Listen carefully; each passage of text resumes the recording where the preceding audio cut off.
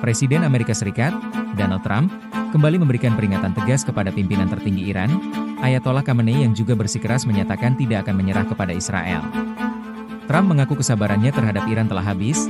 Trump mengatakan Iran telah membuat kesabarannya habis dan membuat kesalahan. Trump juga mengatakan bahwa negara Iran akan berada dalam kehancuran. Sebelumnya, pemimpin tertinggi Iran, Ayatollah Ali Khamenei, tegas menolak peringatan dari Presiden Amerika Serikat Donald Trump untuk menyerah tanpa syarat dalam menghadapi serangan Israel. Khamenei menekankan bahwa perdamaian atau perang tidak bisa dipaksakan kepada Iran. Ia bahkan memperingatkan bahwa keterlibatan Amerika Serikat justru bisa menyebabkan kerusakan yang lebih fatal dan merugikan bagi Amerika sendiri. Say good luck. What is the end date? Say it. I know the quotation's run out. It's already run out. That's why we're doing what we're doing.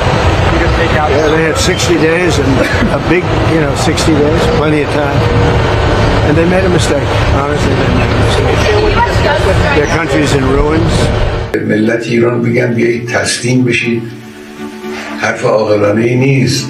افراد با خرد که میشناسن ایران رو، میشناسن ملت ایران رو، میشناسن تاریخ ایران رو، هرگز چنین حرفی رو بر زبان جاری نمیکنن. تسلیم چی بگن؟ ملت ایران تسلیم شدنی نیست. آمریکا در این قضیه 100% به ضرر اوست.